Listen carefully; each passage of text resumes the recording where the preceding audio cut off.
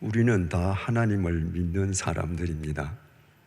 그래서 오늘 이 밤에도 이 늦은 시간에 우리 다 예배당에 나와 있습니다. 그렇다면 제가 여러분께 질문을 던져보겠습니다. 대체 하나님을 믿는다는 것이 무엇입니까? 믿음이 무엇이기에 하나님을 믿는다고 하면서 하나님 말씀대로 살지는 못하는 것입니까? 믿음이 무엇이기에 하나님을 믿는다고 고백은 하면서 이 세상 속에서 소금과 빛으로 살지는 못합니까? 믿음이 무엇이기에 하나님을 믿는다는 사람들이 모인 교회마다 크고 작은 내홍에 시달리고 있습니까? 믿음이 무엇이기에 하나님을 믿는다는 사람들이 모인 교회가 세상으로부터 조롱과 비난의 대상으로 전락했습니까? 이것은 혹시 우리가 하나님을 믿지 않으면서도 하나님을 믿는다고 스스로 착각하고 있거나 아니면 하나님을 잘못 믿고 있기 때문이 아니겠습니까? 믿음과 미신의 차이는 자기 부인에 있습니다. 미신을 신봉하는 사람들은 자기의 재물이나 자기의 재주, 탤런트, 무엇이든 자기에게 있는 것으로 신을 달래고 얼러서 자기 목적을 성취하는 것입니다. 그러므로 미신을 쫓는 사람에게는 자기 변화가 아예 없습니다. 무당을 찾아가서 구슬하는 사람이 자기를 부인하기 위해서 수천만 원씩 내고 굿하는 것이 아닙니다. 내가 욕망하는 것, 그것을 성취하기 위한 목적으로 굿을 하는 겁니다. 그러니까 무당을 찾아가서 100번, 1000번을 굿을 해도 미신을 쫓는 사람은 절대로 새로워지지 않습니다. 믿음의 사람은 믿음의 대상이신 하나님이 절대적인 분이시고 사람이 감히 달래고 얼를 수 없는 분임을 깨달아 그 하나님의 뜻대로 자기를 부인해가는 사람입니다. 그래서 믿음의 사람은 날로 새로워지지 않을 수 없는 것입니다. 우리가 하나님을 믿는다고 하면서도 아까 제가 질문 드린 것과 같이 비신앙적인 요소들이 우리 삶 속에 비일비재하다면 그것은 혹시 우리가 하나님을 달래고 얼러서 내 목적을 성취하려고 하는 미신을 믿음이라고 착각하고 있기 때문은 아닐까요? 신약 성경에서 주님께서 귀 있는 자들은 들으라는 말씀을 13번을 하셨습니다. 세상에 귀 없는 사람이 있습니까? 그런데 귀 있는 사람은 들어라. 아무리 말씀을 해도 듣는 것 같은데 안 듣는 겁니다. 그래서 들을 귀 있는 사람은 들어라. 또 신약 성경에 깨닫지 못하느냐 라는 반어법적 질타를 주님께서 7번 하셨습니다. 주님께서 아무리 말씀을 해도 말씀을 가르쳐도 듣긴 듣는데 깨달으려는 믿음을 가진 사람이 극소수에 지나지 않았다는 말입니다. 오늘 본문이 이 사실을 강조하고 있습니다. 본문 데살로니가 후서 3장 1절을 보겠습니다. 끝으로 형제들아, 너희는 우리를 위하여 기도하기를 주의 말씀이 너희 가운데서와 같이 퍼져나가 영광스럽게 되고. 사도 바울이 지금 데살로니가 교회 교인들에게 편지를 쓰면서 제일 마지막에 데살로니가 교인들에게 기도를 부탁합니다. 부탁한 기도 제목은 내가 데살로니가 갔을 때에 너희 가운데서 내가 전한 복음이 널리 퍼져서 복음이 영광을 받았던 것처럼 우리 일행이 어디에 가든지 복음이 널리 퍼져서 영광을 받을 수 있도록 우리를 위해서 기도해다오.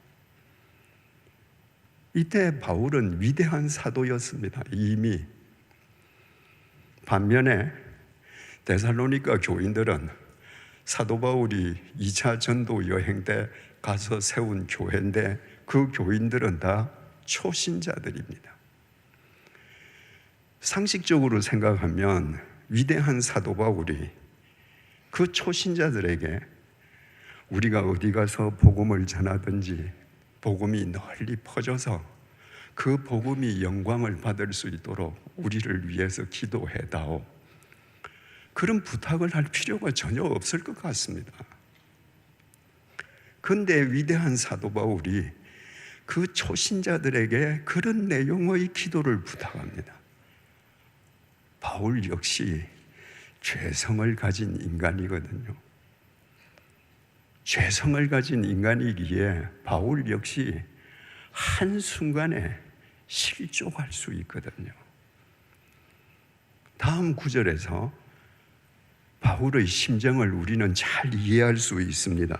고린도전서 9장 27절을 제가 세 번역으로 읽어드리겠습니다. 나는 내 몸을 쳐서 굴복시킵니다.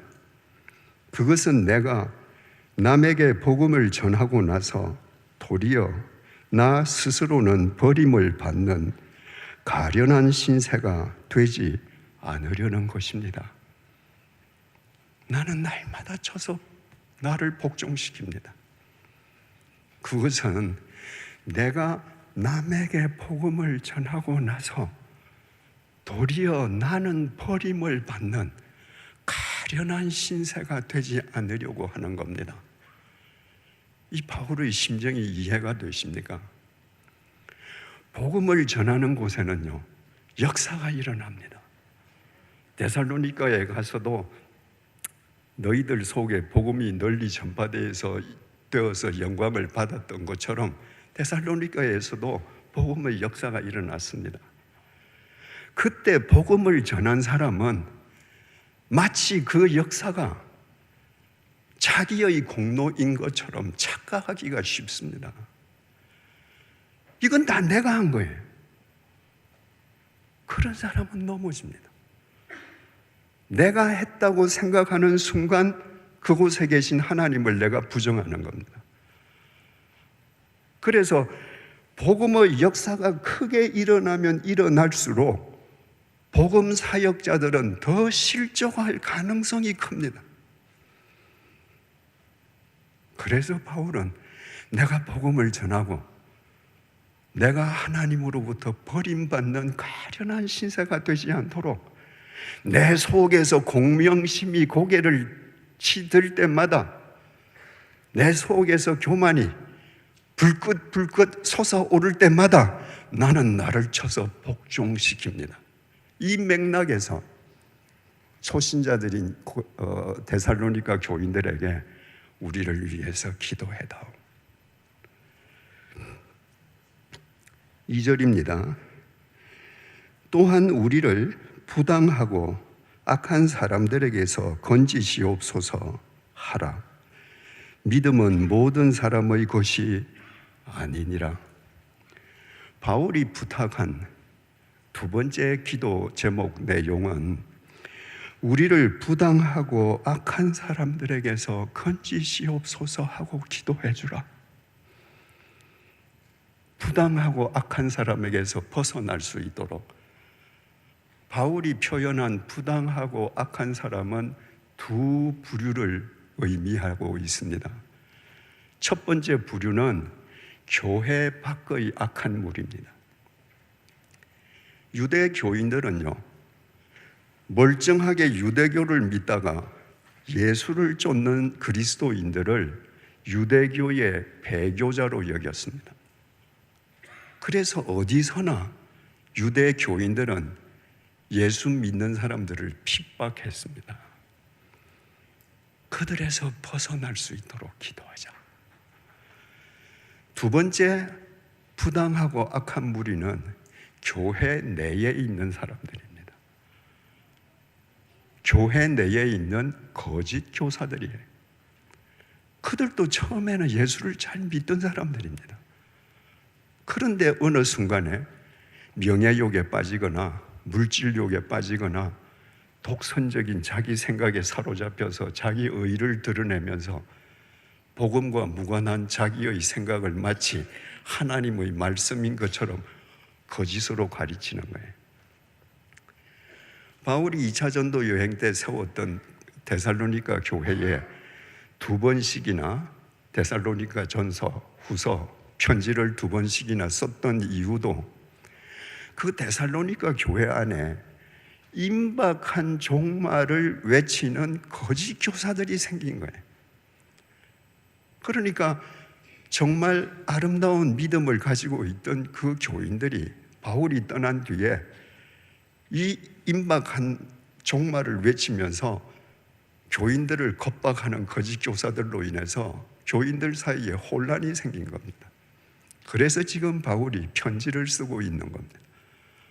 그런 교회 외부의 악한 세력, 교회 내의 악한 세력으로부터 벗어날 수 있도록 우리 기도하자, 기도해 주라.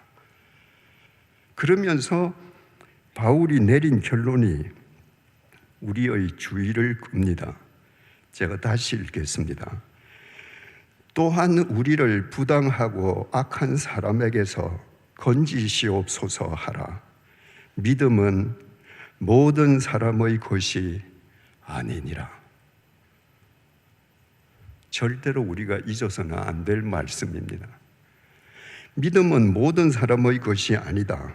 이건 역시 두 가지 의미가 있습니다. 첫째 의미는 모든 사람에게 구원의 기회가 주어지는 것은 아니라는 것입니다. 안티옥 교회에서 공동 목회를 하던 바울과 바나바는 주님의 부르심에 따라서 1차 전도 여행에 나갑니다. 1차 전도 여행을 끝내고 수리아 안티옥 교회로 돌아온 바나바하고 바울은 얼마 지나지 않아서 2차 전도 여행을 계획합니다. 1차 전도 여행 때 자기들이 방문했던 도시들을 다시 방문해서 1차 전도 여행 때 복음을 받아들였던 그리스도인들의 믿음을 북돋아 주기 위함이었습니다. 그런데 출발하기 직전에 마가라는 청년 수행원을 데리고 가는 문제로 바울과 바나바가 결별하게 되었습니다. 바나바는 마가를 데리고 가자는 겁니다. 근데 그 마가는 부잣집 아들인데 1차 전도 여행 때 도중에서 무단 이탈해서 집으로 가버린 사람입니다. 그러니까 바울은 그런 무책임한 청년을 또다시 데려갈 수 없다고 반대했습니다. 그런데 바나바에게 그 마가라는 청년은 사촌 동생이었습니다. 골로새서에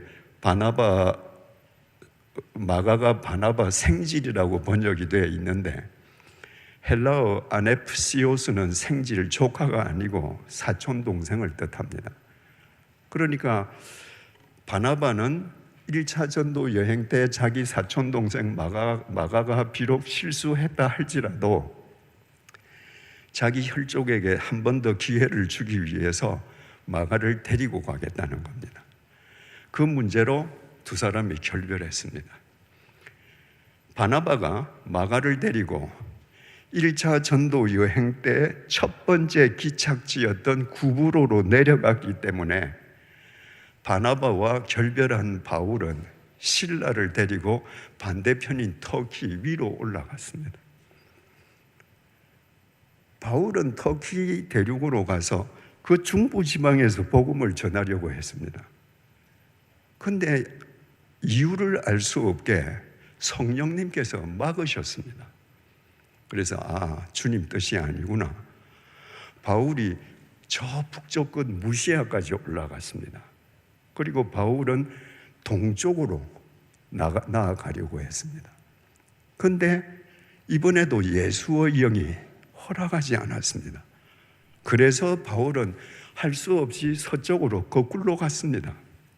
거꾸로 내려가다가 드로아에서 마게도냐 사람의 환상을 보았습니다. 주님께서 나를 마게도냐로 보내시는구나. 바울은 아시아 대륙에서 태어났습니다. 1차 전도 여행도 아시아 대륙에서 했습니다. 2차 전도 여행도 지금 아시아 대륙에서 할 계획이에요. 근데 마게도냐 사람의 환상을 봄으로써 바울에게는 계획에도 없었던 유럽 대륙으로 진출하게 된 겁니다. 그래서 드로아에서 배를 타고 에게 바다를 건너서 마게도냐로 건너가서 빌립보에서 복음을 전한 다음에 찾아간 곳이 바로 데살로니가입니다. 여러분 생각을 해보십시오. 만약에 바울과 바나바가 결별하지 않았다면, 그러면 바울도 바나바하고 또다시 구브로 지중해 밑으로 내려갔을 것입니다. 북쪽으로 올라가는데 바울이 터키 대륙 중부지방에서 복음을 전하려고 할 때 주님께서 거기서 복음 전하지 못하도록 막지 않으셨다면, 바울이 무시아로 올라가서 동진하려고 할 때 주님께서 막지 않으셨다면, 바울이 서쪽으로 가서 드로아에 갔을 때 마게도냐 사람의 환상을 보지 못했더라면, 환상을 보았더라도 마게도냐 첫 번째 성인 빌립보에 가서 복음을 전하고 되돌아와 버렸더라면, 빌립보에 가서 복음을 전하고서도 데살로니가로 가지 않고 마게도냐 다른 도시에 가서 복음을 전하고 왔더라면 데살로니가 사람한테는 구원의 기회가 주어지지 않습니다. 여러분, 바울이 수리아 안티옥을 출발해서 데살로니가에 도착할 때까지 수많은 도시들이 있었습니다. 수많은 사람들이 있었습니다. 그 많은 도시, 그 많은 사람들에게 모두 구원의 기회가 주어졌던 것이 아닙니다. 왜? 믿음은 모든 사람의 것이 아니기 때문입니다. 하나님께서는 데살로니가 사람들을 택하셨습니다. 그리고 그들에게 믿음의 기회를, 구원의 기회를, 은혜를 허락하셨던 것입니다. 여러분, 이거 우리 역시 마찬가지 아닙니까? 우리가 예수의 예자도 모를 때, 우리가 어디에 선교사를 보내달라고 부탁하지도 않았을 때, 선교사라는 사람이 있는 줄도 모를 때, 그 사람들이 태평양 건너에서 유럽 대륙에서 기도하다가 조선 반도에 대한 주님의 명령을 받고 그분들이 와서 복음을 전했는데, 지금도 이 땅에는 주님을 믿지 않는 사람들이 더 많습니다. 우리가 더 도덕적이고 윤리적이어서 우리에게 먼저 복음의 기회가 왔습니까? 저는 그렇지 않습니다. 저는 도덕적이지도 않았고 윤리적이지도 않았는데 제 친구들 가운데에 제게 먼저 구원의 기회가 왔습니다. 주님의 절대 주권 속에서 주님이 선택하는 사람에게 믿음의 기회가 주어지고, 믿음은 모든 사람의 것이 아니기 때문입니다. 믿음은 모든 사람의 것이 아니라는 이 말씀의 두 번째 의미는, 구원의 기회를 얻었다고 해서 죽을 때까지 믿음을 바르게 지키는 건 아니라는 겁니다. 구원의 기회를 얻었고 주님과 함께 동행하는 기쁨을 본 사람들 가운데에서도 믿음을 버리는 사람들이 부지기수라는 거예요. 여러분, 가로주다를 생각해 보십시오. 이 땅의 인간의 모습으로 강림하신 예수님의 직계 제자로 부름받은 사람은 12명밖에 없습니다. 인류의 역사, 그 장구한 역사 속에서 이 땅에 강림하신 성자 하나님을 직접 보고 직접 말씀을 배웠던 사람은 12명밖에 없습니다. 정말 복받은 사람들 아닙니까? 그 12명 가운데 한 명인 가룟유다는 그 기적적인 은혜를 받고서 은 30냥에 예수를 팔았습니다. 믿음은 모든 사람의 것이 아니기 때문입니다. 지금 바울이 편지를 쓰는 데살로니가 교회에도 거짓 교사들이 있다고 그러지 않았습니까? 그들도 처음에는 예수 믿는 사람들이었습니다. 그런데 탁월한 영적 지도자 바울이 떠난 뒤에 그들이 생각이 달라졌습니다. 그들이 무슨 욕심에서인지 자기의 생각을 앞세우고 자기의 의의를 앞세우고 독선적인 생각을 내세우면서 사람들을 혼란에 빠뜨렸습니다.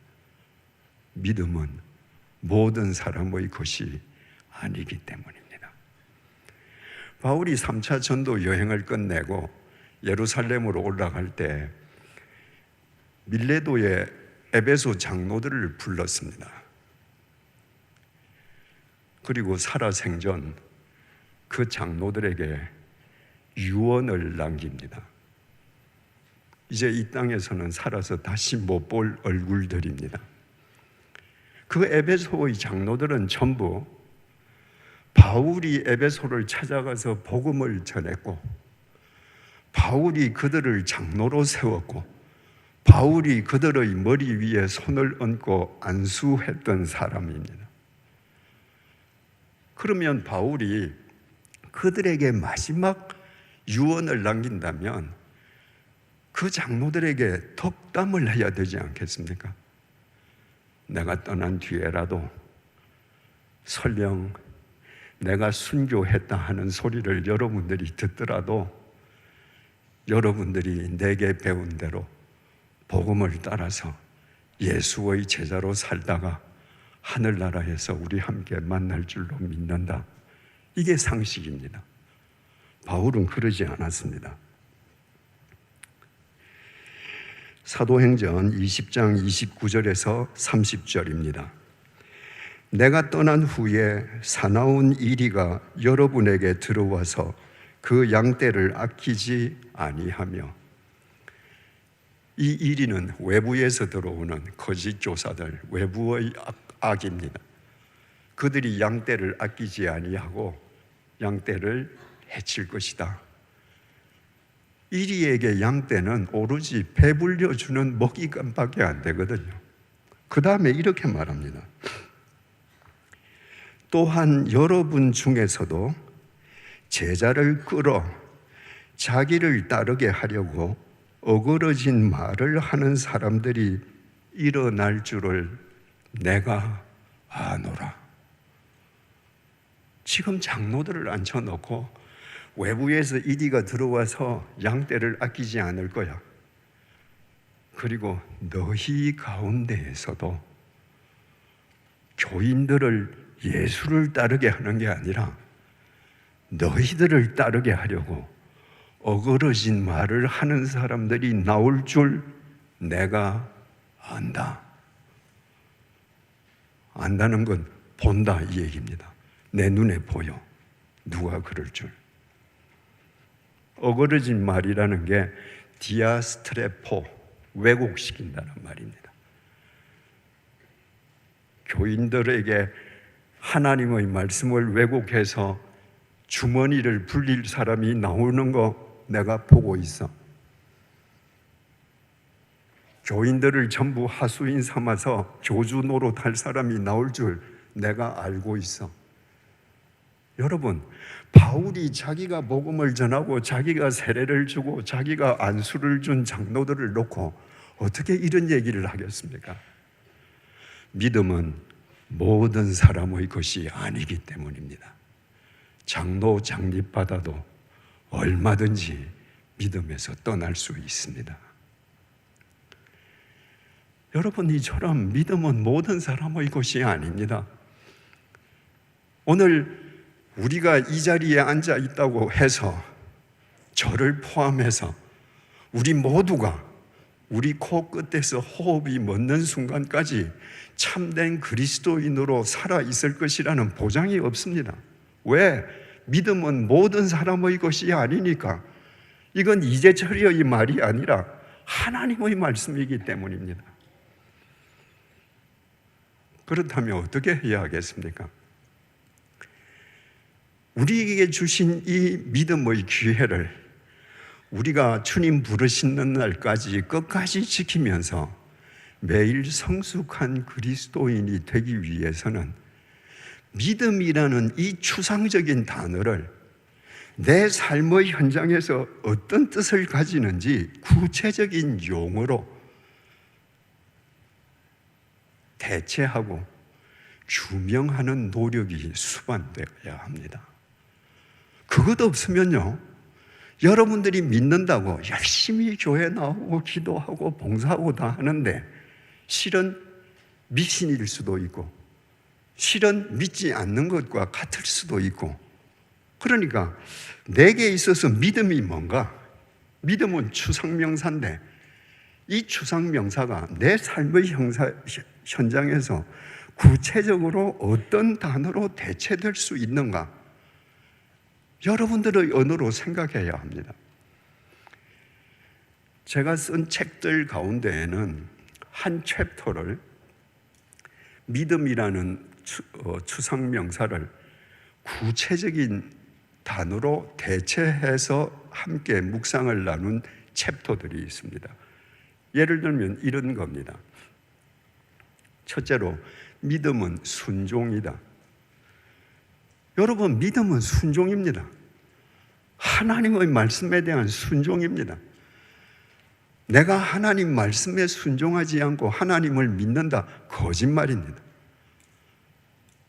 그러니까 내 믿음이 어느 정도 되는지를 내가 한번 점검해 보려면 내가 주일날 주어지는 선포된 말씀, 내가 이 성경 말씀을 내 눈으로 읽는 말씀, 그 말씀에 내가 일주일 삶 속에서 얼마나 순종하고 있는가, 그게 믿음의 척도입니다.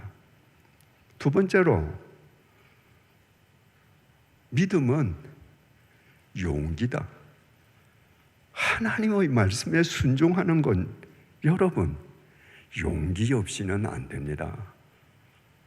나사렛 처녀 마리아에게 가브리엘 천사가 나타나서 네가 성령으로 하나님의 아들을 낳을 것이다. 하나님의 아들이면 뭐 합니까?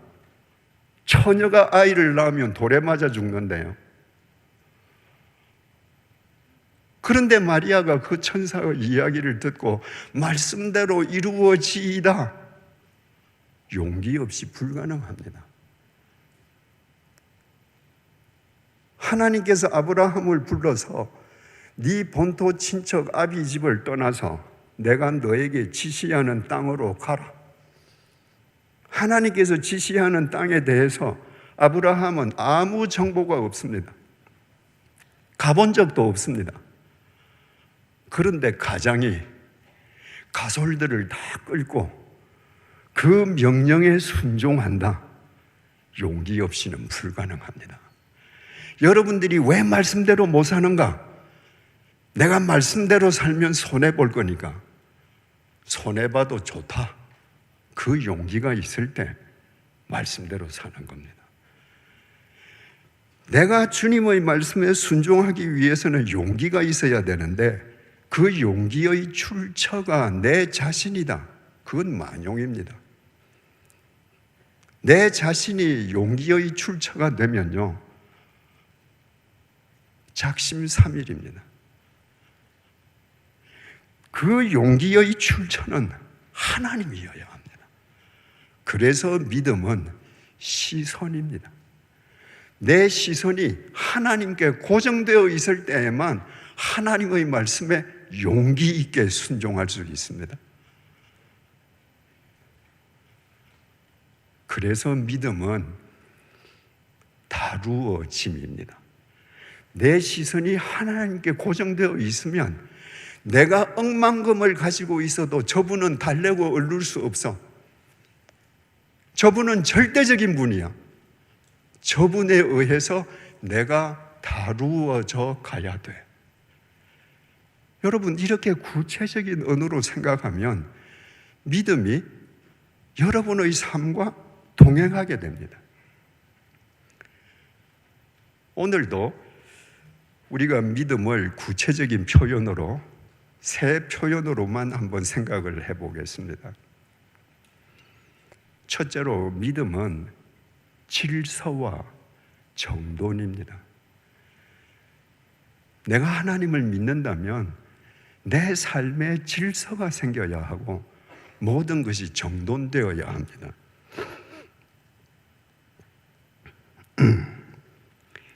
사도행전 9장 33절에서 34절입니다. 거기서는 루다를 의미합니다. 루다에서 지금 베드로가 어떤 활동을 했는지를 보여줍니다. 거기서 애니아라 하는 사람을 만나매 그는 중풍병으로 침상 위에 누운 지 8해라. 베드로가 이르되 애니아야, 예수 그리스도께서 너를 낫게 하시니 일어나 내 자리를 정돈하라 한데 곧 일어나니. 애니아는 8년 동안 중풍병으로 누워 있었습니다. 얼마나 어지럽겠습니까? 그 삶의 현장이. 근데 베드로가 야, 애니아야, 중풍병에서 일어나. 그래서 애니아가 일어났습니다. 일어나는 거 보고 자, 이제 네 자리 정돈해라. 그렇게 말하지 않았습니다. 여전히 중풍병자로 누워있는 애니아에게 일어나 내 자리를 정돈하라고 먼저 명령했습니다. 한데 일어나 내 자리를 정돈하라 한데 곧 일어나니. 일어나는 것도 중요하지만 일어나서 그 삶이 혼란에 빠지면 그건 더 나쁜 거예요. 너는 일어나는데 네 삶을 지금부터 정돈하며 살게끔 일어나라. 그럼 베드로가 이 사람 결벽증인가? 왜 8년 된 환자 보고 이렇게 정돈하라는 말부터 먼저 하는가? 요한복음 5장 5절에서 9절입니다. 거기는 예루살렘 양문 곁에 있는 베데스다 연못가를 의미합니다. 거기 38해 된 병자가 있더라. 예수께서 그 누운 것을 보시고 병이 벌써 오랜 줄 아시고 이르시되 내가 낫고자 하느냐? 병자가 대답하되 주여, 물이 움직일 때에 나를 못에 넣어주는 사람이 없어 내가 가는 동안에 다른 사람이 먼저 내려가나이다. 38년 된 병자, 그 사람도 누워 있습니다. 주님께서 물었습니다. 네가 낫고자 하냐? 그랬더니 주님께 주님 낫게 해주십시오가 아니라 자기가 지금 처해 있는 상황을 이야기합니다. 천사가 1년에 한 번씩 내려와서 그 연못을 동하게 하는데 그 연못 물이 동할 때 어떤 병자든지 제일 먼저 들어가는 병자가 낫는다는 겁니다. 근데 여러분 생각해 보십시오. 그 베데스다 연못가에는 온갖 병자들이 다 있을 텐데 물이 동할 때 움직일 수 있는 병자가 자기 병을 낫게 하려고 제일 먼저 뛰어들지 누가 38년 된 병자 업고 가서 들어가겠습니까? 그러니까 자기에게 순번이 안 돌아온다는 겁니다. 예수께서 이르시되 일어나 내 자리를 들고 걸어가라. 네 낫고 싶냐?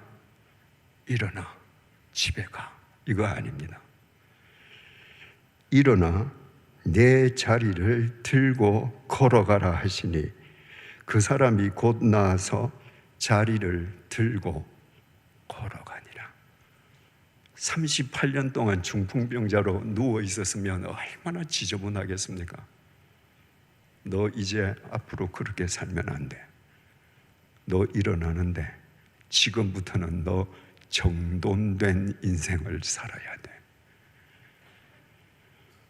오병이어를 보면 더 분명하게 알 수 있습니다. 누가복음 9장 14절 하반절에서 16절입니다. 제자들에게 이르시되 때를 지어 한 50명씩 앉히라 하시니 제자들이 이렇게 하여 다 앉힌 후 예수께서 떡 5개와 물고기 2마리를 가지사 하늘을 우러러 축사하시고 떼어 제자들에게 주어 무리에게 나누어 주게 하시니. 여러분, 이 현장에 여자와 아이를 빼고 남자 장정만 5,000명이 있다고 되어 있지 않습니까? 그러니까 남자 장정이 자기 아내 한 사람 혹은 자기 아이 한 사람을 대동했다면 지금 10,000명이 있는 겁니다. 주님께서 어린아이가 가지고 있던 떡 5조각과 빵 5조각과 물고기 2토막으로 그들을 먹게 하시는데, 만약에 주님께서 축사하시고 빵을 나누어 주기 시작하시면 어떻게 될까요? 그 10,000명이 앞으로 뛰어나와서 압사 사고 날 겁니다. 질서가 없으면요, 약육강식이 생깁니다. 질서가 없으면요, 인간의 죄성이 폭발합니다. 그래서 약자가 손해봅니다. 주님께서는 이 빵을 나누시기 전에 제자들에게 이 많은 사람들 50명씩 원을 그리고 앉게 해라. 여러분, 10,000명을 50명씩 앉게 하면 200개의 원입니다. 시간 많이 걸리겠죠. 그 200개의 원을 50명씩 원을 그린 200개의 원을 먼저 만들고 질서를 확립하고, 그리고 주님께서 축사하시고 빵을 떼고 생선을 계속 떼시면서 제자들에게 주셔서 너희들이 저 한 그룹 한 그룹한테 가져다 줘라. 먹는 것 앞에서 야성이 되지 않도록 질서를 지키도록. 해가 질 무렵에 오병이어를 떼기 시작했으니까 그 사람들 다 앉히고 주님께서 축사하셔서 나누어 주고 배불리 먹었으면 캄캄한 밤이 되었겠죠. 요한복음 6장 12절에서 13절입니다. 그들이 배부른 후에 예수께서 제자들에게 이르시되 남은 조각을 거두고 버리는 것이 없게 하라 하시므로 이에 거두니 보리떡 5개로 먹고 남은 조각이 12바구니에 찼더라. 그 캄캄한 밤에 예수님께서 수고들 많았다, 이제 빨리 집에 가라, 그러지 않으셨습니다. 떨어져 있는 부스러기들 다 정돈해라. 먹고 마구 어질러 놓고 가면 그건 짐승이죠. 사람은 정돈해야 됩니다. 예수님께서 우리에게 요구하시는 것이 바로 이겁니다. 태초에 이 땅이 혼돈 속에 있었습니다. 카오스였습니다. 그 속에서 하나님께서 우주 만물, 코스모스를 만드셨습니다. 카오스는 혼란, 코스모스는 질서라는 말입니다. 하나님께서는 태초에 질서부터 만드셨습니다. 진리가 뭔지 아십니까? 영원한 질서입니다. 참 생명이 뭔지 아십니까? 정돈된 생명입니다. 그래서 그리스도인들은 무엇을 하든 어디에 있든 그 삶이 질서가 확립되고 정돈된 삶이어야 합니다. 여기 치과 의사 선생님이 계신지 모르겠습니다만은 치과 의사 선생님은 사람들을 볼 때 그 사람의 치아를 먼저 보신다고 그래요. 그러면 대개 그 사람을 파악할 수가 있다고 그럽니다. 재화 기술자, 구두를 만드는 기술자는 사람을 만날 때 얼굴을 먼저 보지 않고 구두를 본다고 그래요. 구두가 그 사람을 나타낸다는 거죠. 저는요, 사람을 볼 때 그 사람이 떠난 자리를 봅니다. 믿음이 좋다고 소문났는데 앉았다 일어나고 가고 나면 모든 게 어질러 있습니다. 믿음 아닙니다, 여러분. 믿음은 사람과의 관계에서, 업무 관계에서, 모든 관계에서 질서와 정돈을 확립해 가는 겁니다. 그 속에서 주님의 역사가 일어나는 겁니다. 두 번째로, 믿음은 고난을 위로의 통로로 승화시키는 것입니다. 대한제국 멸망사를 쓴 호머 헐버트 박사는 일제치하 때에 우리나라 독립을 위해서 애쓰셨던 선교사님이십니다. 그분이 쓴 대한제국 멸망사에는 이런 구절이 있습니다. 조선인들은 철학적으로는 불교적이고 사회적으로는 유교적이고 고난을 당하면 미신적이 된다. 그러므로 조선의 한 크리스찬이 그 믿음이 참된지 아닌지는 그 사람이 고난을 당할 때 어떻게 대응하는지를 보면 된다. 정말 적확한 표현입니다. 1651년 전에 우리나라에 불교가 들어왔습니다. 그러니까 1600년 동안 불교가 우리나라의 사상, 사고 체계를 지배했습니다. 우리는 크리스찬임에도 불구하고 오래도록 내려온 그 DNA를 아직도 가지고 있습니다. 철학적으로는 불교적인 사고방식을 하는 경우가 많죠. 사회적으로는 유교적입니다. 조선 500년 동안에 유교가 우리를 지배하지 않았습니까? 유교는 지배자의 논리입니다. 작은 자가 큰 자를 섬기는 논리입니다. 예수의 정신은 큰 자가 작은 자를 섬기는 겁니다. 근데 그렇습니까? 예배당 안에서도 작은 자가 큰 자를 섬기는 유교 사상이 팽배해 있습니다. 아직도 우리는 사회적으로 유교적인 거예요.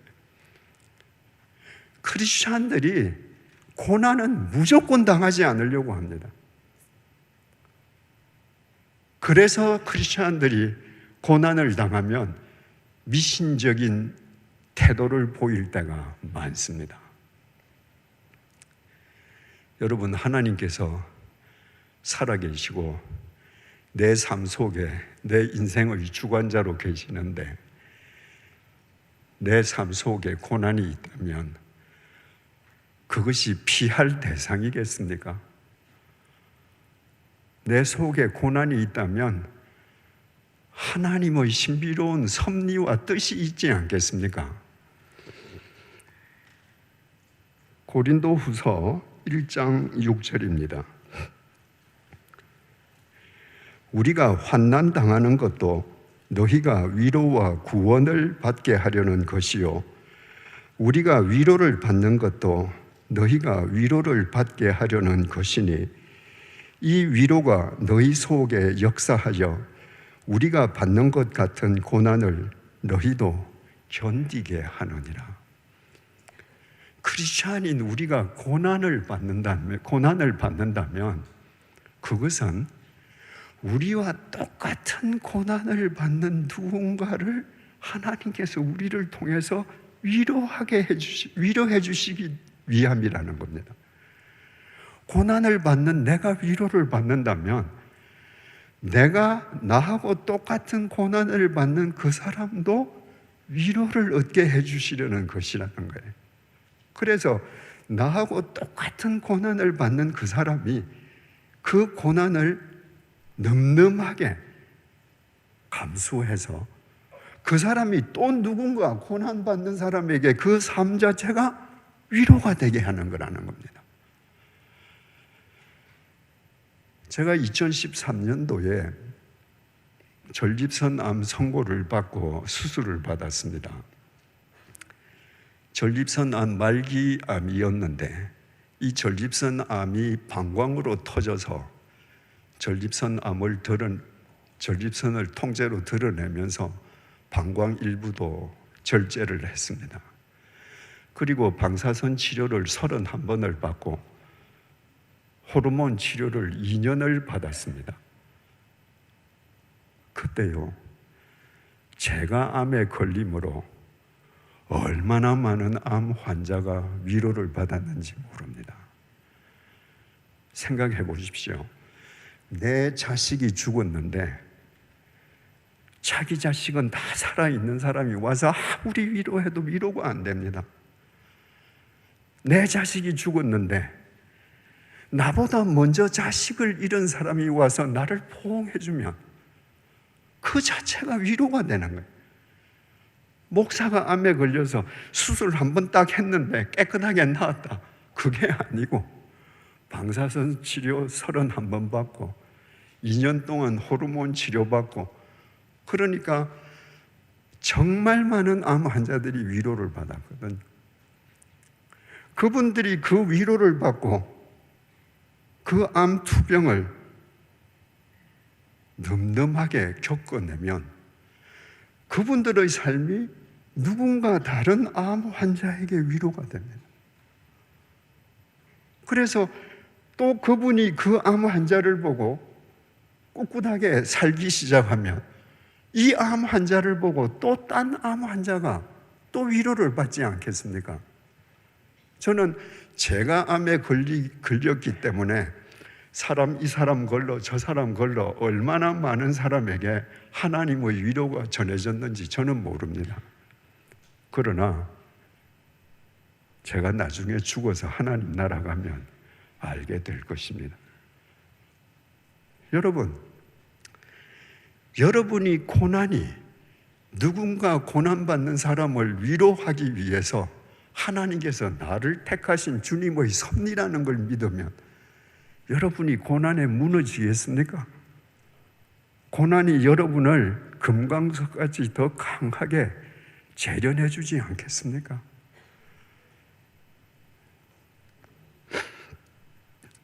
세 번째, 마지막으로 믿음은 인생의 구덩이를 감수하는 것입니다.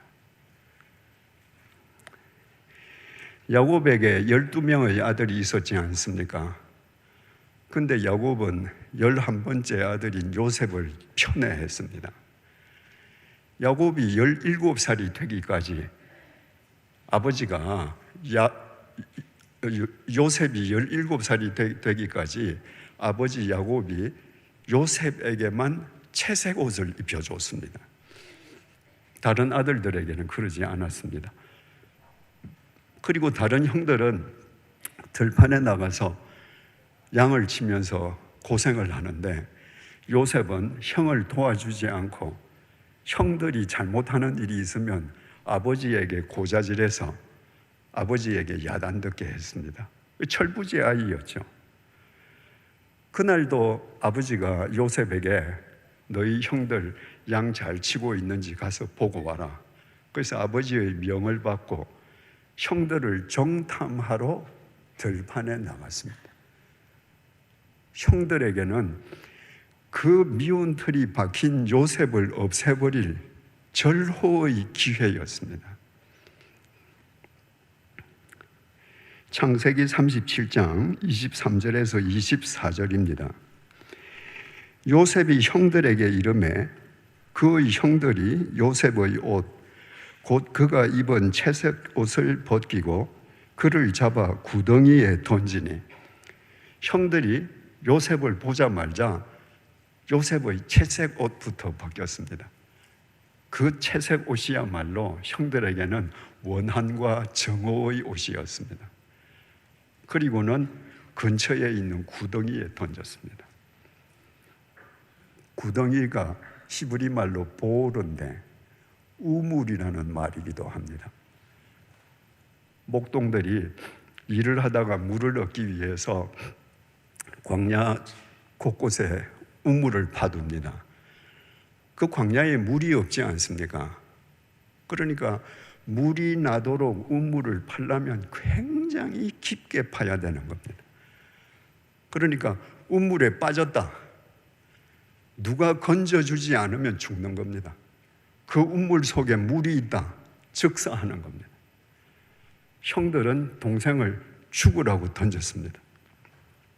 창세기 42장 21절 보면 이때 요셉이 울면서 형들에게 살려달라고 간청했는데 형들이 죽으라고 구덩이에 넣었습니다. 그런데 본문이 이렇게 반전을 일으킵니다. 그 구덩이는 빈 것이라 그 속에 물이 없었더라. 그 구덩이에 물이 있으면 즉사하는 겁니다. 그런데 요셉은 구덩이에 떨어져서 뭘 받는가?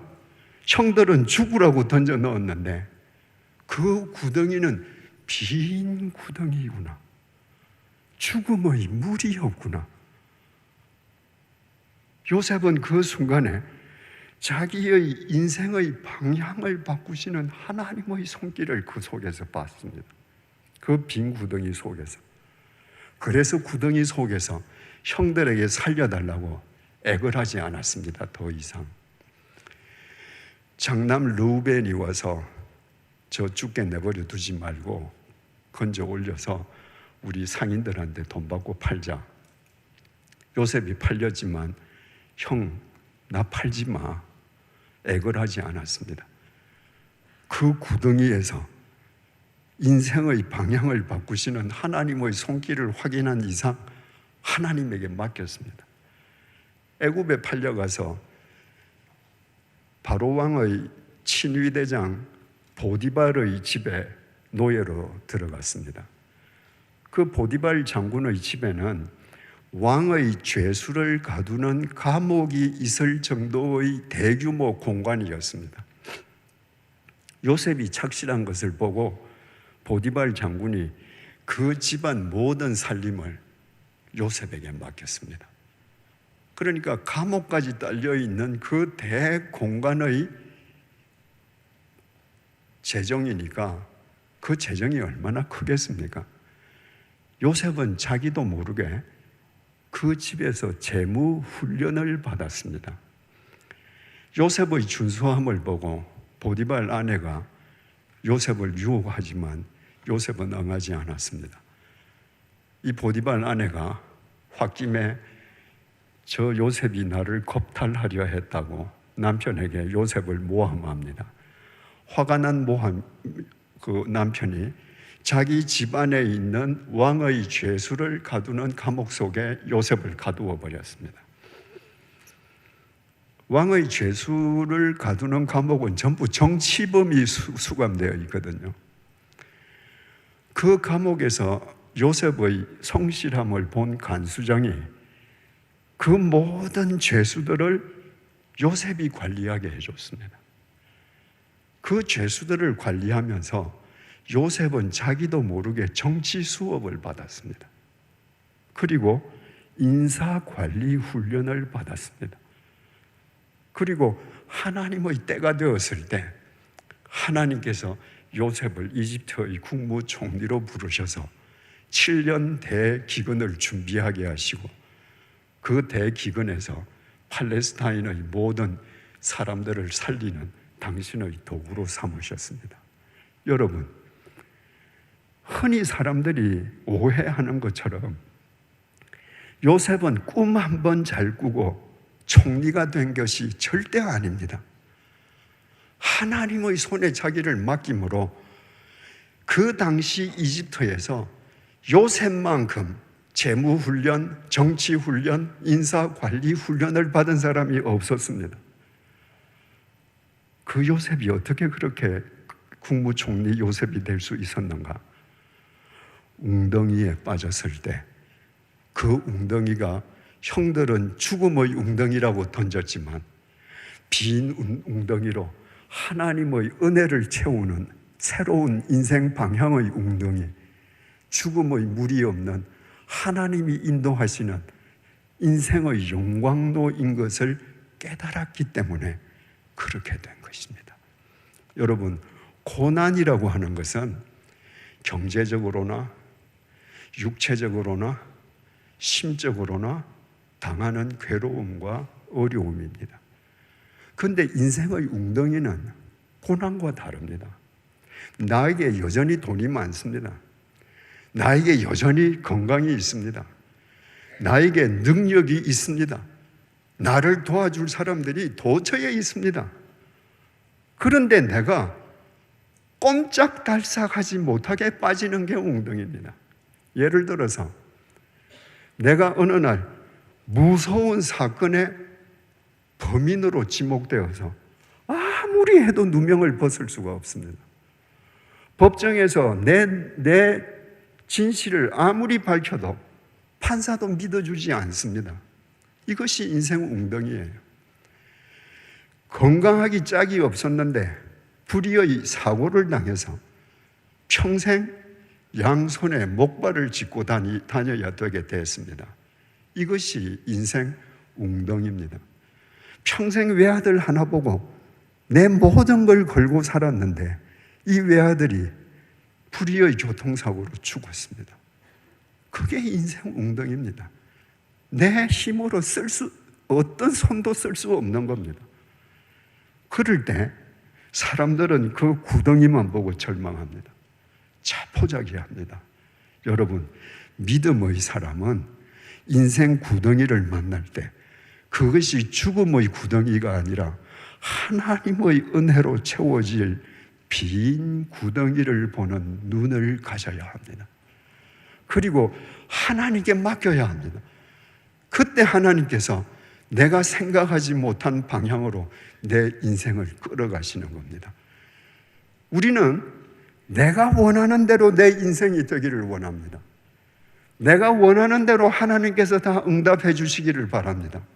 그러면 하나님은 여러분 이상이 아닙니다. 하나님은 창조주시기 때문에 내가 상상할 수 없는 분이십니다. 그분이 내 생각 속에 갇혀있는 나를 당신의 구덩이에 넣습니다. 너 그 구덩이 그거 아니야. 이리로 와. 그때 우리는 그분에게 우리를 맡겨야 합니다. 그때 내가 생각할 수 없었던 그분의 섭리가 이루어지고 그 섭리를 통해서 내 삶이 무사람에게 생명의 온기가 전해지게 하는 하나님의 손길로 승화되는 것입니다. 지금 우리 추상적인 믿음이 구체적으로 무엇을 뜻하는지 우리 세 가지를 생각해 봤습니다. 믿음은 질서와 정돈을 확립하는 것입니다. 믿음은 나의 고난을 누군가를 위로하는 통로로 승화시키는 것입니다. 믿음은 인생의 구덩이를 기꺼이 감수하는 것입니다. 이 세 가지만 생각해도 믿음이 구체화되지 않습니까? 여러분, 오늘부터 여러분의 삶의 현장에서 여러분의 언어로 구체적으로 믿음을 새롭게 정립해 가십시오. 그리고 여러분이 정립한 그 믿음대로 여러분 살아가십시오. 그때 믿음은 우리 모든 사람의 것이 될 것입니다.